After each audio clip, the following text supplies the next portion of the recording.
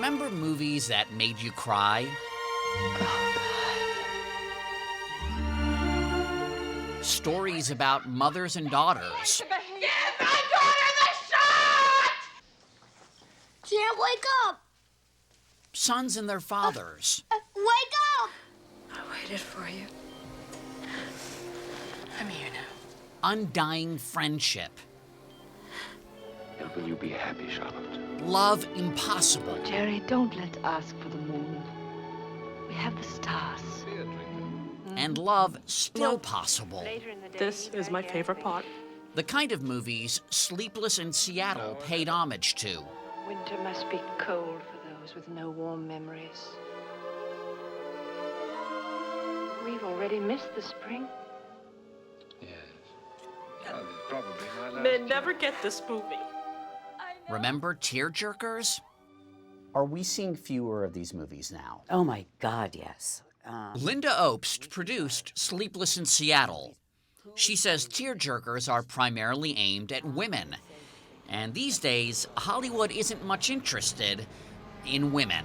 Are women being treated as a niche audience now? Women have been, for the past maybe 15 years, been treated like a niche audience. I read that actually 52% of movie tickets sold are sold to women.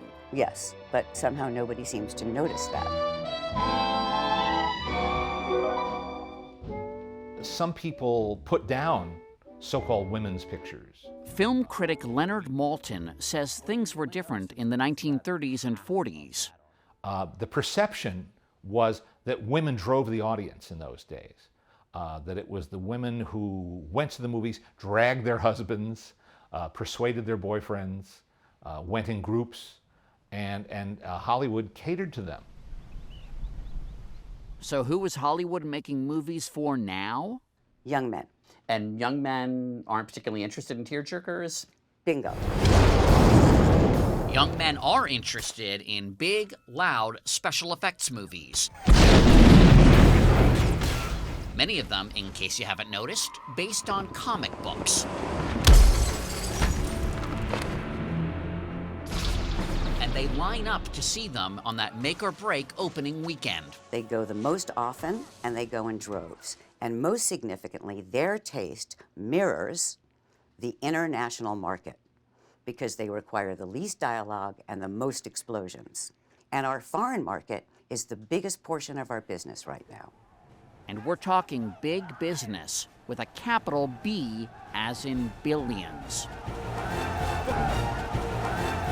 While tearjerkers can play well overseas, they don't haul the same treasure of a Pirates of the Caribbean with its sequels and spin-off merchandising. You can't do terms of endearment action figures. That's not going to happen. Exactly. I like to have a good cry now and then. Leonard Maltin says good tearjerkers are still being made in Hollywood, just not with real people. I think the last film that brought tears to my eyes was Up, which brought tears to a lot of people's eyes. Do you think it's kind of funny that that's an animated movie? Not at all.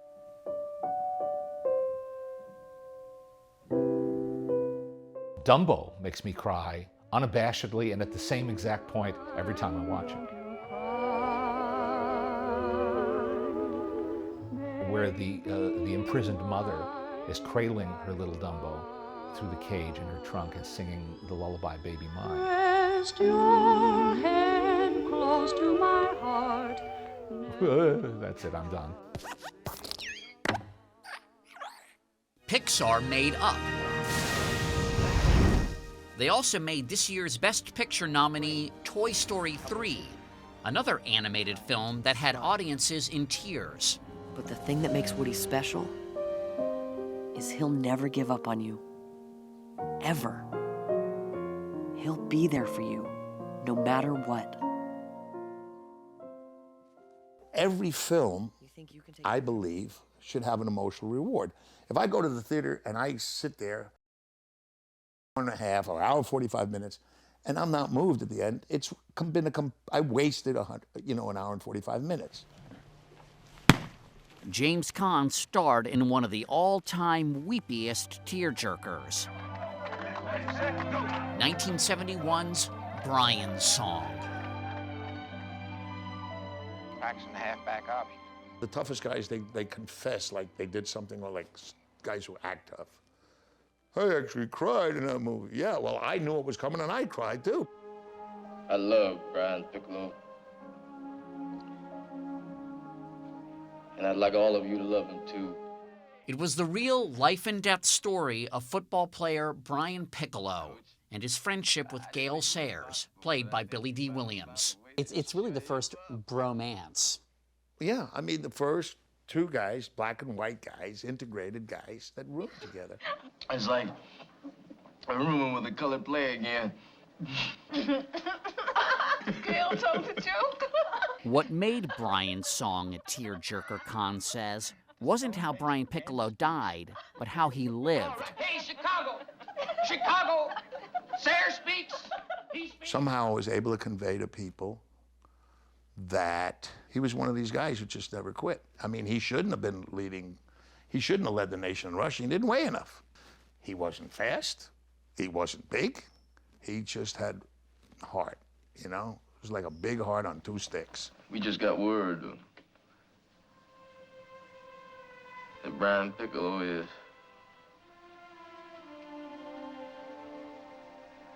that he's sick, very sick. You call them tearjerkers because basically they're about real people and it's a real situation.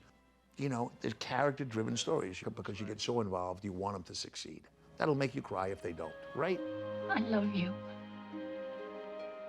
And it was that hopefulness and courage that Caan tapped into in the death scene.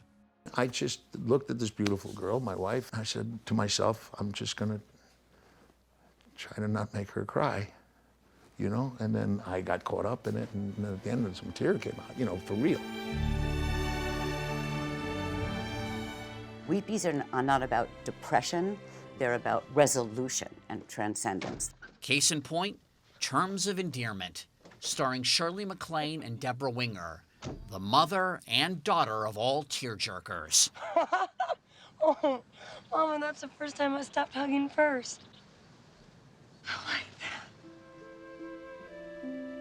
Deborah Winger's character died, but the movie was about much more than that.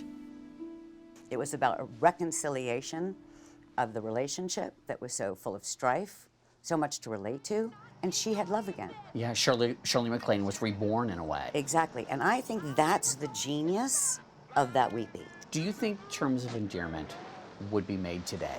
No, it had Jack Nicholson, right? So maybe it could get made. Maybe.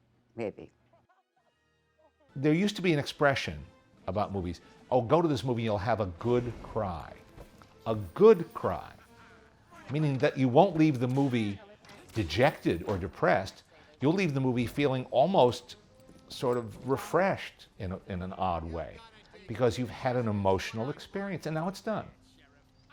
And if that experience disappears, well, that would be a crying shame.